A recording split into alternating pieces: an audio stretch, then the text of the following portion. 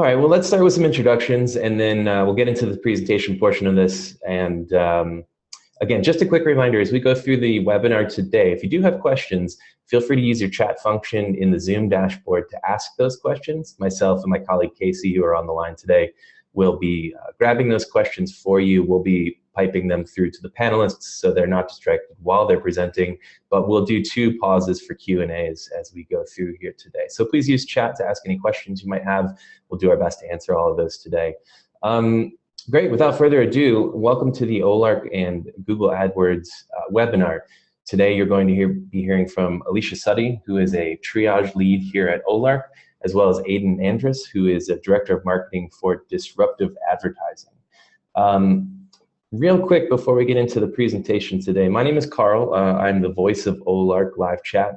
I'm actually getting some content together for the Cyber Monday holiday shopping rush. So if you're out there watching this presentation and you are a retailer with some insight to share on how you prepare for Cyber Monday and the holiday shopping season, I'd love to hear from you. Please send me an email at Carl, K-A-R-L, @olark.com. And I'd love to get some comments from you for some content that I'm preparing for the holiday shopping season. Thank you very much for that. So what we're going to go through today is you're going to hear from Alicia quick upfront on targeted chat rules for Olark. Why are we going over targeted chat rules today? Well, it's going to lead into what Aidan is presenting on, which is how to create UTM parameters, insert those UTM parameters into an AdWords campaign, and then use the targeted chat rules in Olark to fire off specific chat prompts that will convert better than just sending a message that says, "Hi, how can I help you?" So we wanted to give you a little technical background on the Olark side of things. Hopefully this will give you better context as to what Aidan is talking about.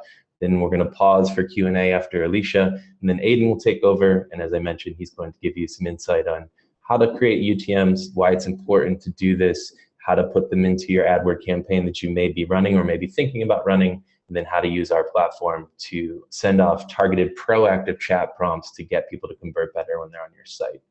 So that's what we're going to be diving into. Hopefully that all makes sense to you.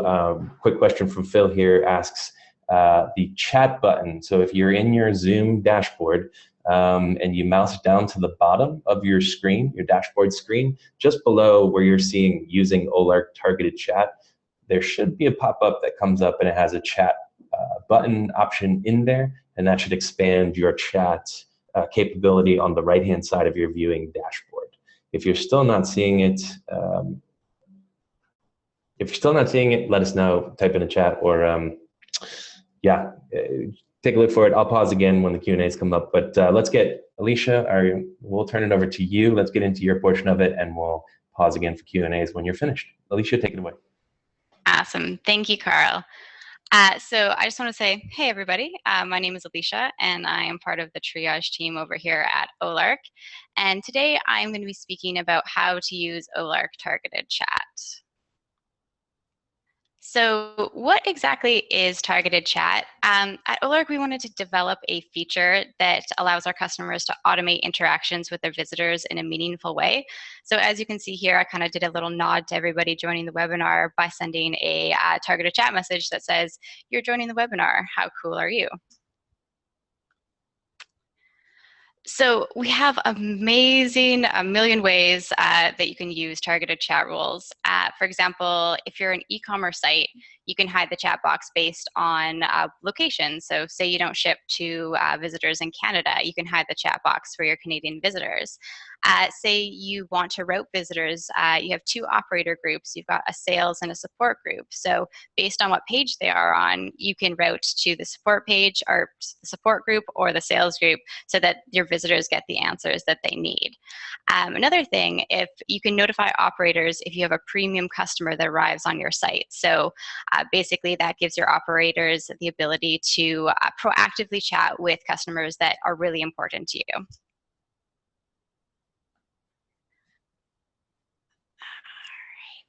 So if you're not already using targeted chats, 5,410 of our customers are using targeted chat. That's 46% of all our paying customers.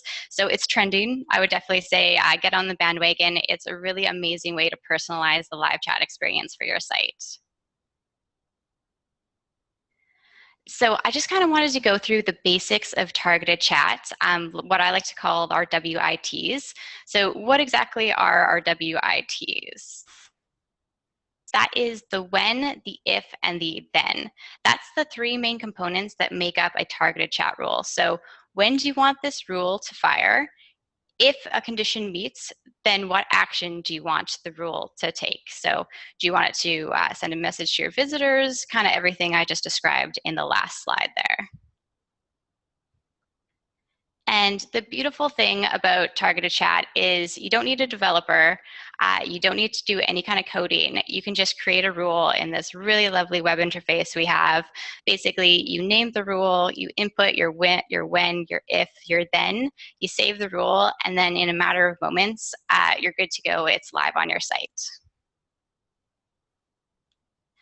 So even though I did say that that's very easy, there are a few mistakes that people make when making targeted chat rules. So I just kind of wanted to go over a couple of the basic misunderstandings that I see occasionally in triage.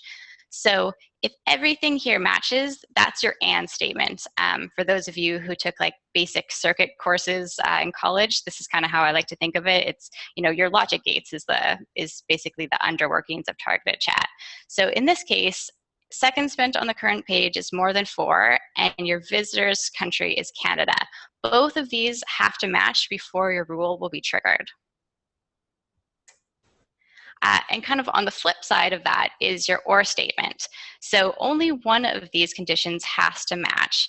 So if seconds spent on current page is more than 4, it doesn't even care about the second condition at all. The rule will fire automatically. Same with current URL. So if current URL is olark.com/help, then it's going to trigger and it doesn't care about the seconds spent on your page. And one last common pitfall I see is when people are doing URL matching, which is going to come in handy when you're trying to match based on UTM parameters, which Aiden is going to go over. So current URL is, that's your equals. So it needs to be an exact match. So this includes your HTTP and everything. So the rule is only going to fire if it is an exact match.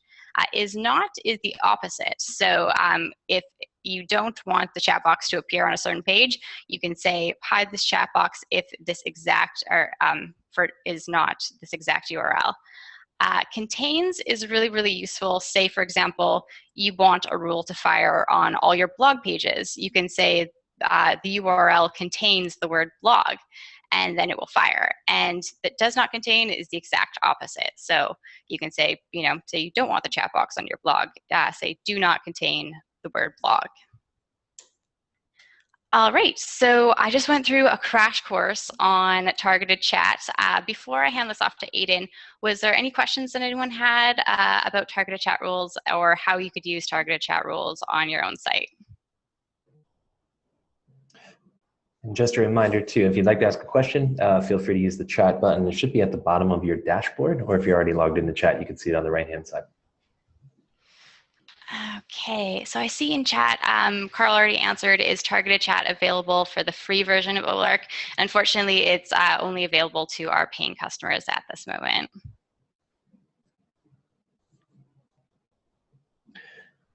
And Alicia, too, I think it might be worth pointing out in your first slide, you had the webinar intro to everybody that was joining.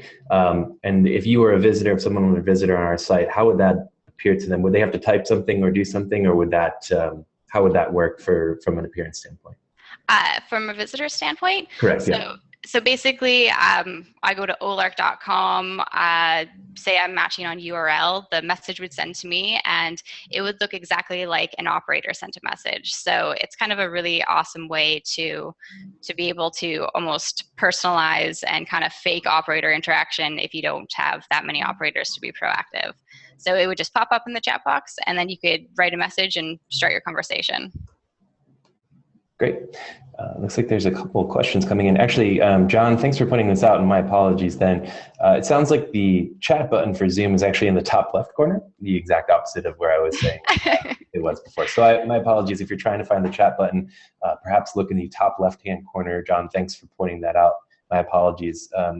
Alicia, a question for you here from Sean Marshall. He asks, how do you identify premium customers? I'm assuming from this question, we're asking how would a business owner or a chat, how would we use the platform to identify a premium customer for a targeted chat role, or could we? Well, that's a good question. So there's a bunch of different devices that you can use. For example, if your site has a login system, you can do it based on the customer's login. So you can say, this customer, they're always on my site. They're one of my active users. Let's proactively chat with them. You can do it based on IP address. So say you know the IP address because we give you all that location in chat of a customer that's a frequent visitor to your site. You can do that by IP address. There's a bunch of different ways that you can determine who is a premium customer for you. Excellent. Looks like there's another question here, and I don't have this person's full name, but someone going by S asks, hi, is there a ranking for rules? Let's say a message for Canada and one for a URL. Can I make sure Canadians only see the Canada-specific rule and not the URL rule, even when they hit the URL? Thanks. That's a little complicated. I'm sure you could do that. So the way we don't have exactly ranking in the way our rules are set up. So you can't say this rule takes precedence over the other. So you might not want to get into that kind of complicatedness because I've seen just people who've kind of made a ton of rules and they kind of conflict with one another, and that can be a really bad user experience. So I would say keep it simple for your rules, because basically we just input all that stuff into your site and then it just goes like one by one. So unfortunately, we don't have a precedence for the targeted chat rules. Although you can potentially, and sorry, I'm jumping in here. No, go ahead. Create, remember those is not or other such rules. You could potentially use those to exclude one group and then have a separate set of rules for, just make mutually exclusive rules so that you're only targeting each set with each set of rules. Mm-hmm. That's great. Thanks, Aiden. Quest had a question here, and I think I can actually speak to this a little bit, and then feel free to join me, two panelists. Quest asked, do you have any stats on how targeted chat rules convert? So depending, it's funny, Disruptive Advertising actually did an experiment for us about a year ago that showed in certain cases, if your targeted chat greeting, if the automated message is sort of unusual or maybe unexpected, it looked like it had a 37% boost in actual keeping a customer online to talk with you. Now these are, I'd have to do a little more digging around for some better stats on how targeted chat rules convert across the board. But the thinking here is if you've got a rule on a page that is well targeted and has something in there that's going to actually grab the user visitor's attention, then you stand a pretty good chance, about a 1 in 3 chance, maybe even better than that, of getting someone to stick around and have a conversation with you, which then could lead to a sale or conversion. I don't know if Alicia or Aiden, you want to chime in with any other stats you know of? We actually do have some stats. Those will be at the end of the presentation from actually using the rule the way we're going to be talking about. So stay tuned for that. Yeah, those will be coming up soon. Cool. Okay, Alicia, we have a question here. It says, do you have statistics on the ideal number of seconds spent on a page to initiate a chat that gets engagement? We don't actually have specific statistics about that, but I always find that if you're too eager, that's never a good thing. So you want to give your customers time to, check out your content, just get settled before you're barraging them with a targeted chat message. So I would say, we have some targeted chat messages and we keep them around, the 10-second mark. So just allows people to get a little settled before you start engaging your customers. And I think that a lot of that is going to have to do with how information dense and big the page that they're landing on is. If it's one image, then you can probably pop it up around 4 or 5 seconds. Mm-hmm. If it, 4,000 words, then you probably want to wait a little bit longer. Excellent. Last question here, and then Aiden will move on to your portion of the presentation. Ben has two questions here for us, actually. He first asked, So he first asks, for e-commerce websites, do you recommend reaching out to specific customer groups? And then he also asked, is there any data that suggests an increase in conversion rate when this is active? Anybody want to take a gander at an answer? Well, it depends how you want to target your specific groups. Like Aiden is going to go over targeting by customer groups by like UTM parameters. So what your AdWords campaign goes. So you can do similar things, like you can target groups by referring URLs. So if you're getting direct traffic, if you're getting people from Google, you can trigger them in that way. So I would definitely say the more personalized you can make the experience, the better it's going to convert from you. So if you have somebody coming from a specific campaign, you want to make sure that the content in your targeted chat message is going to match what that campaign is. So I don't think we have any current data that I know of. Aiden, do you have anything to say on that?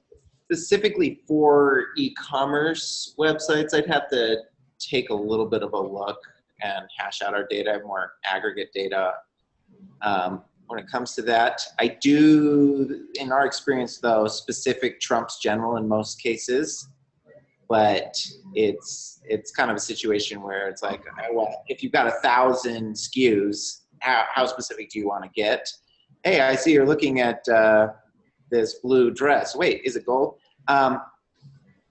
The idea is you might go into more groups like, okay, people, say you have a clothing store, men's versus women's, or kind of a hierarchy like that. So at least you're relevant, but a lot of it's going to have to do with how many SKUs you have and how relevant you're really trying to be. Sure, and I would add to that too, just to close the loop on it, I guess. A lot of the targeted chat rules are going to be firing around activity on your site.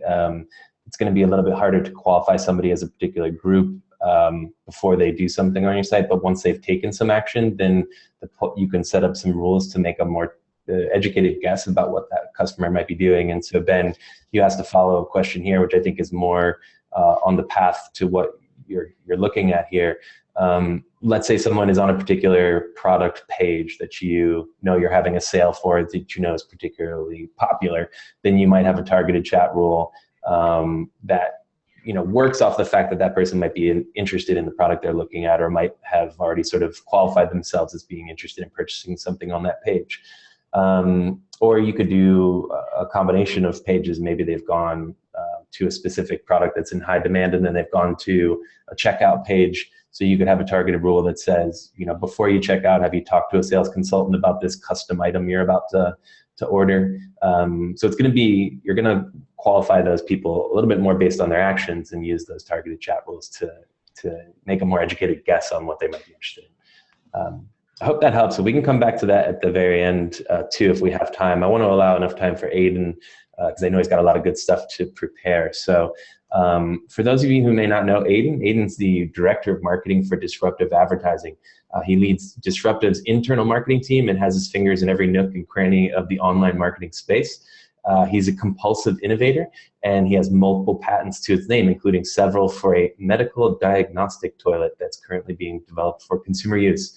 So without further ado, Aiden, thanks very much for joining us today. Please take it away.